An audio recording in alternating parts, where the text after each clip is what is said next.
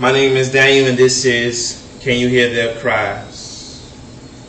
So as the rain pours and it hits against the window panes, I can hear their cries as if it is a drum beating on my brain. I can't believe so many lives have been destroyed by this word, abortion, and the words, the right to choose. But since when did any of us become God and have the right to choose when life was to be brought forth and acceptable?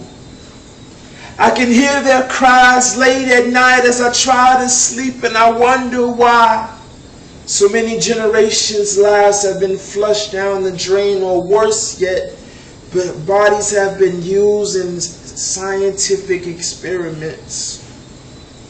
And I bleed for the hearts that no longer beat, and I cry for the voices that can no longer cry because their tears have been silenced. Or worse yet, they haven't been given an opportunity to speak yet. And I think that one of the greatest convictions of our generation will be that we could have flushed the next Martin Luther King, the next Marcus Garvey. We could have flushed our only hope down the drain, all in the name of change. One of the greatest convictions of our nation and generation is this, that we could have destroyed the very hope that we were waiting for, the very fulfillment of the dream of Martin Luther King. And I'm wondering, when will we wake up? But we seem to be content with being asleep. We seem to be content with bobbing our head to the beat as we fall further and further asleep.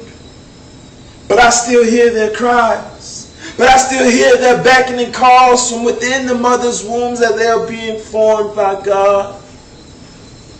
And it breaks my heart, and it rips it from my chest, and it causes pain, which is unbearable to know that all this went down in the name of freedom of choice. And I still hear their cries as if I have headphones on, and even the music that I listen to cannot drown out their cries as I try to pretend like I don't hear them. Why? The only question that continuously is repeated by those voices are the seeds that were meant to be, but are not going to be, because so many mothers chose their own freedom over the life that God had called to be. And I still hear their cries and them beating and knocking at the door of my heart. As I'm beating on my chest, it feels just that real.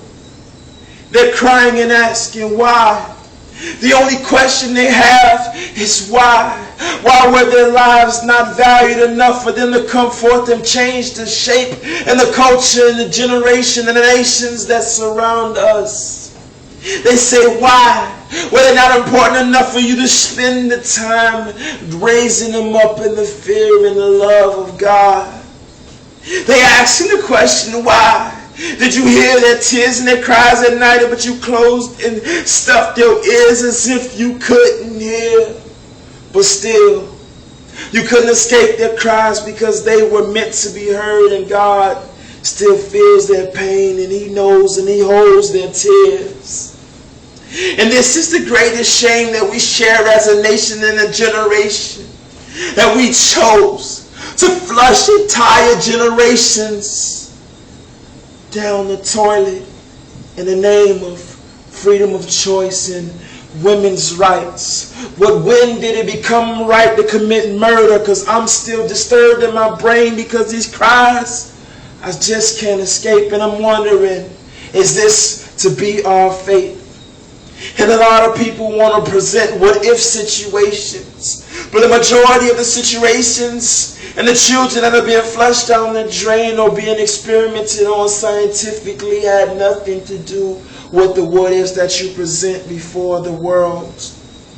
And I still hear their cries, and my heart breaks every time I realize that there are lives that will never be manifested because someone decided to neglect the inheritance that God has promised them. For the scriptures tell us that children are an inheritance and a gift from God, but we forfeit the gift in the name of our own sexual liberation and freedom.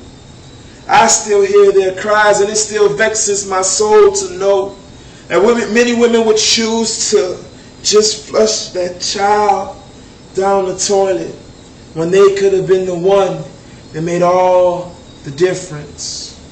My name is Daniel. Thank you for watching. I hope you're encouraged to no longer to just not support abortion, but to actively tell people that the life that they carry in their belly could be the one that is the next generation changer. We have the ability to make the difference, but until we decide to do so, the difference cannot be made, lives cannot be changed, and the generation and the shape of this culture cannot be shifted. God bless you, and may He keep you.